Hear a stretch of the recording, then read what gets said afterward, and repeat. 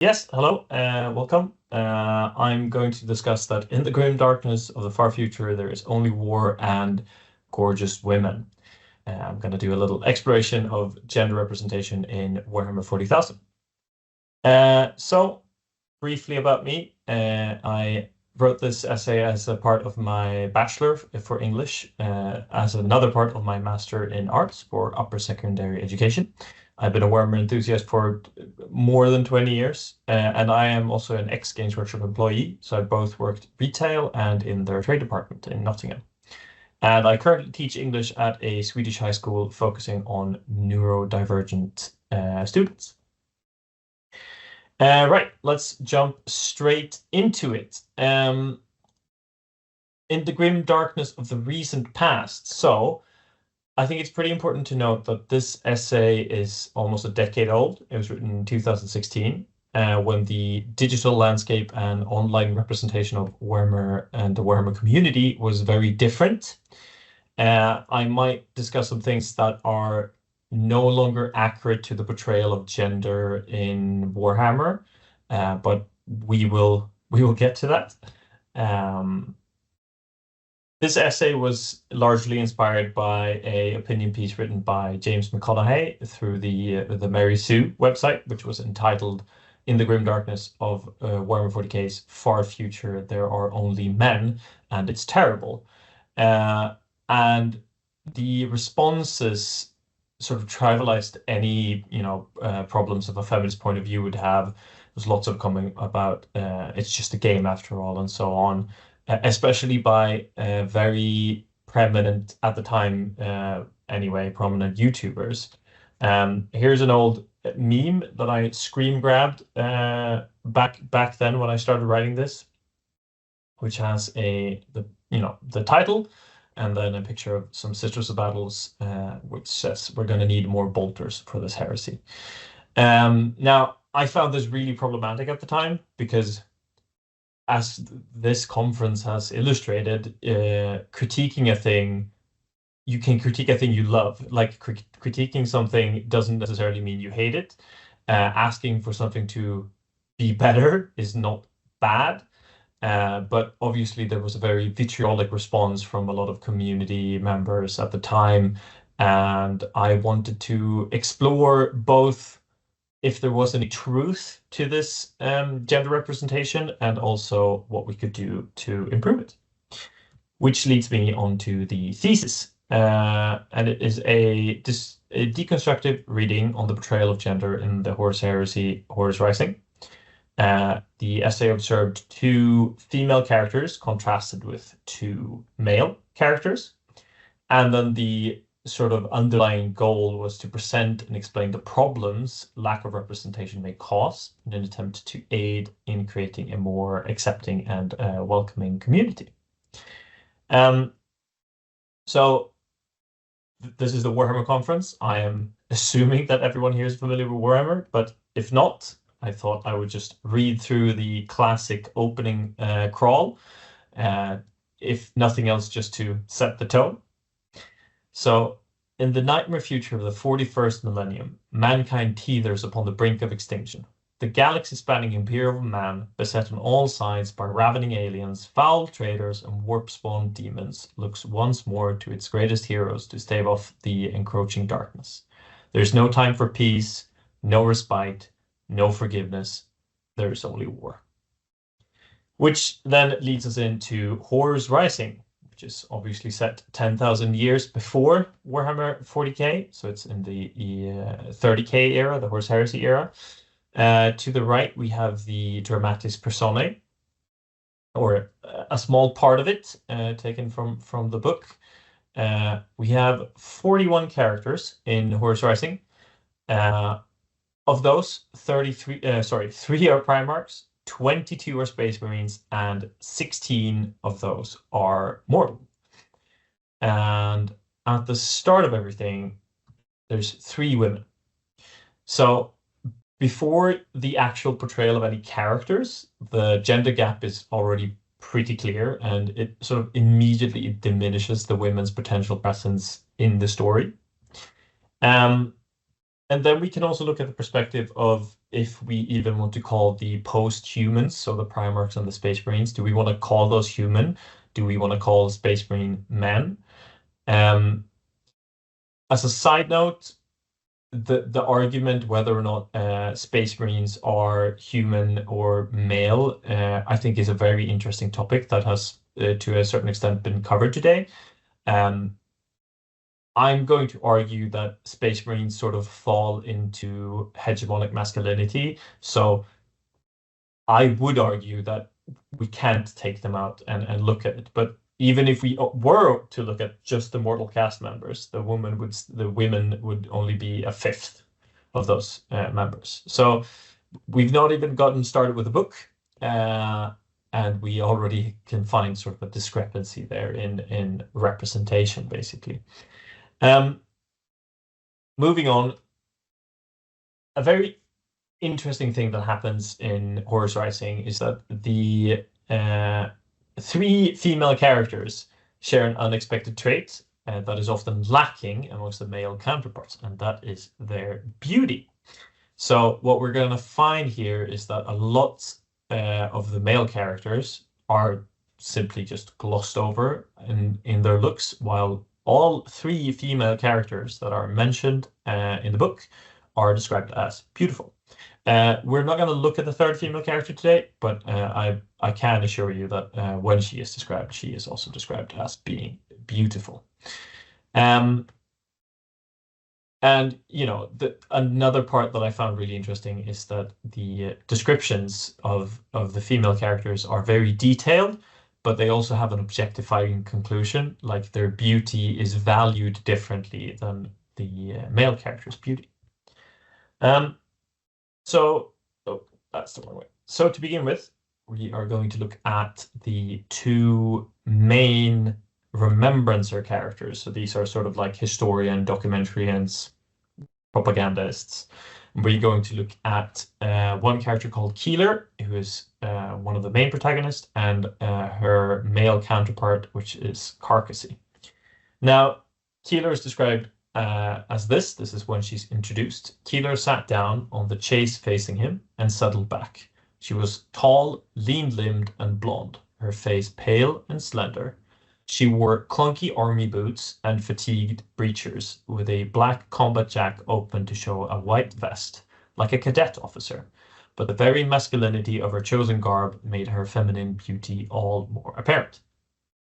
Now, this tells us a lot of things about Keeler. First and foremost, she seems familiar with the army and the world she finds her in as sort of a war journalist, like a war photographer.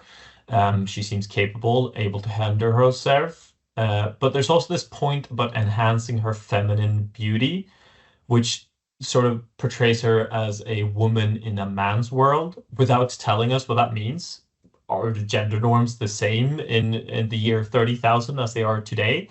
Or is this sort of like an artifact that has followed in from the real world into the book? But there's also the point that claiming that Keeler is a beautiful woman will most likely affect how the reader observes and relates to her, as how a woman appears to a man can determine how she will be treated. And in this case, putting emphasis on her beauty sort of tells us that why is this important, basically. Now, in contrast, we have Karkasy, who is described as a tall man, generously upholstered in flesh. His garments were expensive and well-tailored to suit his bulk. His round face was framed by a shock of black hair. Now, this is the first mortal man we are introduced to who's on the Imperial side, and the character sort of serves as a catalyst for key events in the plotline. And you'd think that a character that's this important for the plotline would have more detail put into him so we could sort of, paint a picture of who he is. But instead, this is all we get. And again, these descriptions sort of follow a very clear hegemonic masculine structure, that the norm for the male character sort of is the outward importance of, like he's rich, he's sort of described as well-fed, right? So his presence is sort of relating to what's outside, while as Keeler is what we can read from her outside sort of reflects how she is as a person. It sort of becomes very unclear when you start breaking it down. But that leads us into something I think is really interesting, which is different levels of social status that is shown. Now, there are three important levels of social status in Horus Rising, and the first one is being post-human, because post-human soldiers want the Space Marines and the Primarchs, they want nothing to do with these mortals, as their culture has sort of developed into something vastly different. The second one is class, and we return then to Karkasy, where he's well fed and affords to be well dressed, so he's clearly a man with money or successful. And lastly, we have gender. The male characters and the female characters have very different agendas, and based on how they look and what they do. And this sort of comes into a very underlying theme that I didn't discuss the first time around, but I have been noticing while doing this presentation and coming back to it, is where is the satire in all of this? The satire is sort of lacking, in my opinion, when the Space Marines are portrayed in the way that they are. So sort of to summarize that in these descriptions, it's clear that the gender follows a clear hegemonic masculine structure. The norm for the male characters is that he's somewhat aggressive in his approach and constantly make approaches. The female characters always, although they always lead to a no. Moving on to our second character, which is Loken, who is a Space Marine. He's our sort of Space Marine point of view character. And he is the peak of humanity. He's the next step in an evolution. The demigod Primarchs, so the gene fathers of the Space Marines, sort of dwarfs even the Space Marines, which sort of presents a perfect patriarchal system. And this is highlighted several times, especially in the beginning when Loken reflects on and contrasts the war that they're fighting, which is like fighting children. And again, we sort of return to the satire. Is the satire, portraying a society that has perfected only the male half of the population, and the symbol of that perfection is a soldier. Now, reading that sentence, then yes, it does seem like satire, but the heroic portrayal of Space Marines throughout sort of highlights this hyper-masculine structure as something good. And that in turn then becomes problematic. But looking further at Loken, he is one of the few Space Marines which is described in a similar way to the female characters. So when Keeler meets him for the first time, he is described as he was almost a meter taller than her, and naked but for a loincloth. She sighed inwardly at the splendor of his physique, the knotted muscles, the old ridge scars. He was handsome too, this one. Fair hair, almost silver, cut short. His pale skin slightly freckled, his eyes grey like rain. What a waste, she thought. I think it's really interesting that because of his importance as a character, he's deserving of a more detailed description. But the man whose name is on the series, Horus, is only described as magnificent, massive and limber, and with a noble face. So Loken somehow deserves this description that Horus doesn't. And Loken sort of then stands out from all of the other male characters as the only one who gets this like detailed look. Also, Space Marines have no drive for sexual validation, but it does not remove them from the norm that they should be validated by other women, as is clear here from Keeler's description of them. And again, this theme of the depiction of a hero, the perfect man, and the immediate attraction from female characters whom observing him, and the very symbol of a hegemonic masculine character. Donaldson says that it's the toughness in body, certain forms of aggression, technological skill, and group solidarity, which are all traits that are represented amongst the Space Marines. They are all, aggressive, they are tough in body, they have this magnificent technological armor and weapons, and they have the group solidarity. So this sort of peak male physique representation becomes very problematic in the how the male gender is represented in Horus Rising. Now, if we look at the last female character, which is Mersadie Oliton, who's also a Remembrancer, she's described as small and frail, and though possibly beautiful. You have the whole description on the screen. For time reasons, I'm gonna move on from the rest because it's just that first sentence I want to focus on. We have a second female character, and she is immediately described as frail but beautiful. And this sort of reaffirms that women's presence is related to who they are, whilst male characters' presence is about what they can do to you. All of the Space Marines are always about what can they do to you, how they can hurt you, conquering worlds, etc., while the female characters have much more internal goals. And this is a very early installment in the series, and it doesn't it may not be the modern representation of women in Warhammer in literature, and I don't think that it is. But moving on to the conclusion then, the first thing that we can conclude is that there is definitely a misrepresentation of genders in Horus Rising. In addition, there's also an over-the-top representation of hegemonic masculinity, and there's a contrast with a perfect post-human soldier. The perfect man is a tool for war. Contrasting that then with how women are portrayed. There's also way more time spent observing female characters' features than male characters' features. And time again, we see how female characters are compared in a way that enhances the men and places the women on the sideline. Again, like with Loken, how he's sort of described in a way that makes him attractive, but also shows that he's, the muscly, strong man. He's the superhero who's going to save the day. Now, before we get into questions, I do want to point out again that this essay was written in 2016. And since then, there has been a massive amount of new people entering the hobby for the first time. And there has been a lot of changes, probably both good and bad, but definitely a lot has changed when it comes to discussing feminist perspectives in Warhammer literature and in the hobby in general. There's also been several statements from Games Workshop about diversity, against racism, and about Warhammer being satirical and that you shouldn't take it so seriously. They have also kept that promise, and there is a larger stable of author characters and models and stories they tell are more diverse today than they were 8 years ago.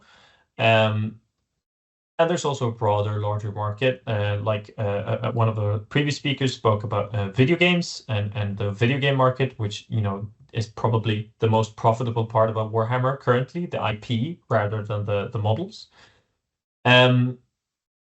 But then again, I'm sure that the picture I chose here isn't by chance. I'm sure most of you are aware of the discourse that occurred in the past few months when Games Workshop changed the lore so that the custodes, the super soldiers, could be both men and women, and how a lot of people reacted to that online, and how then what spawned from that. For example, a moderator on the Custodes subreddit left the site after death threats, amongst other things. And Games Workshop's response to this has been non-existent, but they did put out a short a few weeks ago that features one of the female custodians.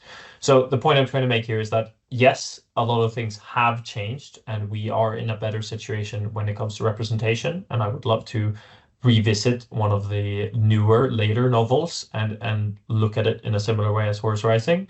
But there's still a lot of issues going on. But yes, that was my talk. Here is my bibliography, and thank you all very much for listening.